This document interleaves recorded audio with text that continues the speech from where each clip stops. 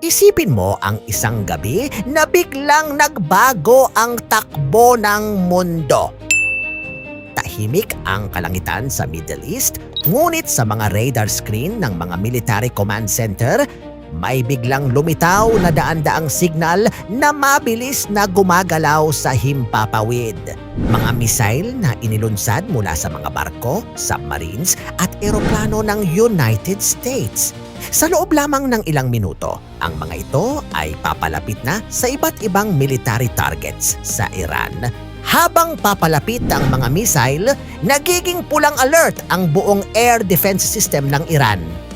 Ang mga radar ay nagtatangkang tukuyin kung saan eksaktong tatama ang bawat isa. Ang ilan sa mga missile ay papunta sa mga base militar, ang iba naman sa radar installations at missile launch sites. Layunin ng ganitong uri ng pag-atake na sirain agad ang kakayahan ng kalaban na gumanti. Pagdating ng unang mga missile, nagliwanag ang kalangitan dahil sa malalakas na pagsabog.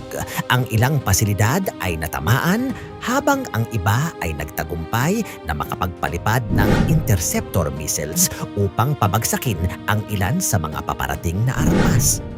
Ngunit sa isang malawak na pag-atake, halos imposible na mapigilan ang lahat. Sa mga susunod na minuto, nagkakaroon ng mabilis na desisyon ang mga lider ng Iran. Mananatili ba silang depensibo o agad silang gaganti? Ayon sa maraming military analyst, kapag umatake ang isang malaking bansa, malaki ang posibilidad na sasagot ang Iran gamit ang sarili nilang ballistic missiles at drones laban sa mga base ng Amerika at mga kaalyado nito sa rehiyon. Kung nagugustuhan mo ang mga ganitong malalalim na kwento tungkol sa geopolitics at mga posibleng mangyari sa mundo, huwag mong kalimutang i-like ang video at mag-subscribe sa channel para mas marami ka pang matuklasan na ganitong mga senaryo. Habang nagaganap ang mga unang oras ng krisis, nagiging alerto rin ang ibang bansa. Ang mga barko sa dagat ay nagbabago ng posisyon. Ang mga eroplano ay nagsisimulang magpatrolya at ang mga satellite sa kalawakan ay nagmamasid sa bawat galaw ng mga militar sa rehiyon.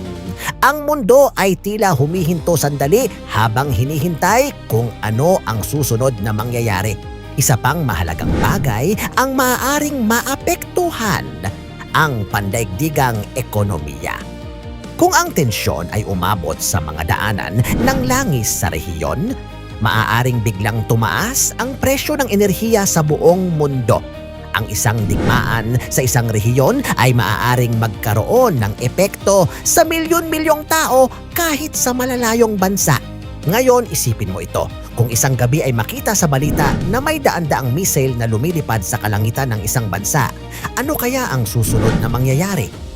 Mananatili ba itong isang limitadong pag-atake o maaari itong lumawak at maging mas malaking digmaan? At kung sakaling mangyari ang ganitong sitwasyon, handa ba ang mundo sa mga epekto nito? O ito ba ang magiging simula ng isang mas malaking krisis na maaaring magbago sa takbo ng kasaysayan?